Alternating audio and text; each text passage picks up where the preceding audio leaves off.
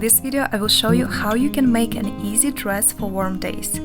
I personally made it in the end of the spring and it was one of the best sewing decisions. It rescued me so many times.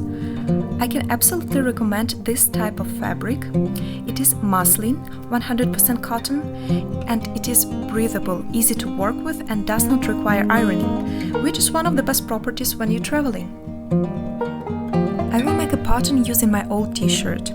There are lots of different videos on YouTube that describing this process. I just will tell you about things to look out for. First, a t-shirt you will take should not be slim fit, only loose fit, because we do not make any darts. Second, I recommend to take rather new t-shirt. The old one, especially t-shirt from mass market, can be deformed with time, which can make work more difficult. It was exactly my case. Try to lay all the seams as flat as possible. Mark a place where the seam line is, not where is the edge of the garment. You can use a tracing wheel to mark the pattern. I'm using a pencil.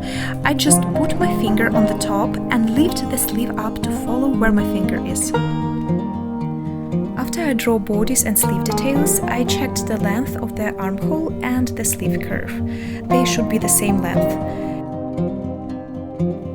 I plan to make my dress bodice to the waist. For this I dressed my t-shirt and jeans with a high fit, and I just marked with a chalk around my waist following the edge of my jeans and transferred this to my pattern. After I made some changes to my neckline, I checked that the neck and armhole seams were smooth and do not create sharp corners. I decided to check the fit of my bodice before modeling my sleeve. I collected it with temporary stitches and it was the right decision because I took away some extra space from the sides. It happened because my t-shirt was already a little bit stretched, but with a new t-shirt there should be no troubles. I wanted to make a bishop sleeve down to my elbow, so I prolonged the length of my sleeve and made some cuts to my shoulder line and opened my pattern wide to receive more volume from the bottom. And I will finish my sleeve hem with an elastic.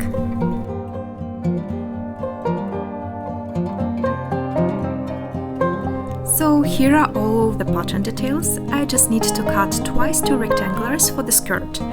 Their height is very much up to you, depends how long you want your dress, but their length I need to calculate, depends how thick I want my gatherings. I need to take the length of my lower bodice cut and multiply this number by a number between 1.2 and 2, if it's very thin material even by 3. And the same I'm going to do with the lower layer.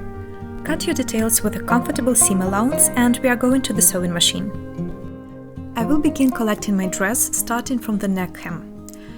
I will finish my neckline with a rolled seam. It will be the easiest and the most accurate solution for me. I folded my edge for 5 mm and pinned it all along the way. I will stitch close to the edge and after this I will fold it again and stitch it over.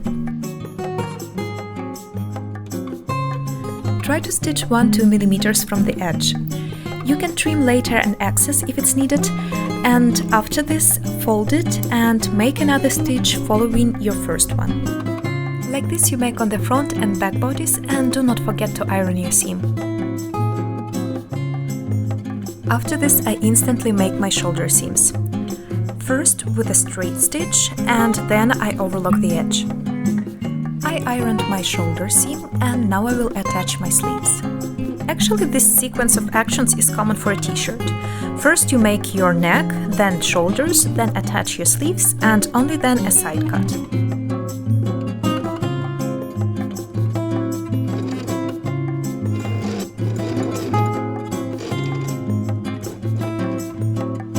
It is time for gatherings. I will use a special foot for a sewing machine that helps to create gatherings. Their density depends on the length of the stitch and maximum I could achieve was 1.4-1.5 ratio. You can use a simple method to create gatherings without this presser foot. Just make a straight stitch on the maximum stitch length and pull on one thread, same effect. And now I will pin my skirt details to my bodice tier after tier and connect them with a straight stitch.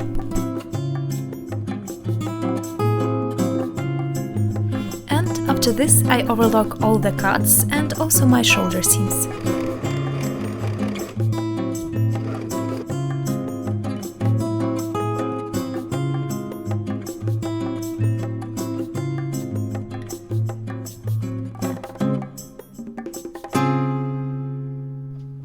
Do not forget to iron all the seams after. It has a big impact on the final look.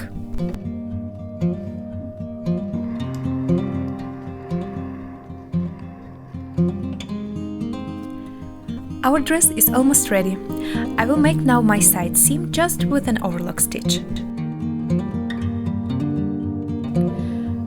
I pinned my dress right side to the right side all along the cut, and before overlock I will temporarily fix these places to avoid any shifting. Like this, everything will look much more accurate.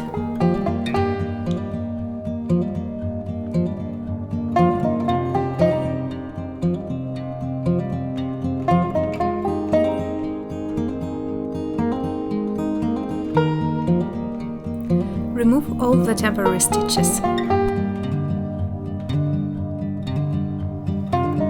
Now is the time of the sleeve hem. I plan to make an edge casing for an elastic.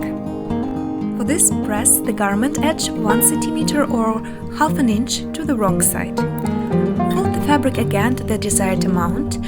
To form the casing, make the casing 5-6 mm or 1/4 inch wider than the elastic for easy insertion. I pinned the fold, and now I will edge stitch close to the bottom fold, leaving some opening near one side of the seam to insert later an elastic.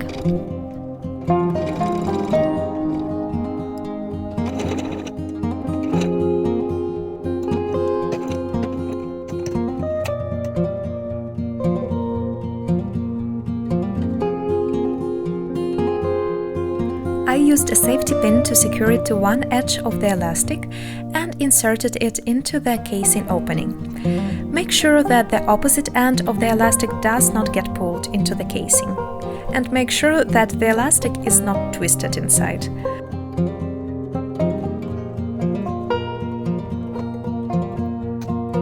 Overlap the ends of the elastic and make a straight stitch or a zigzag stitch.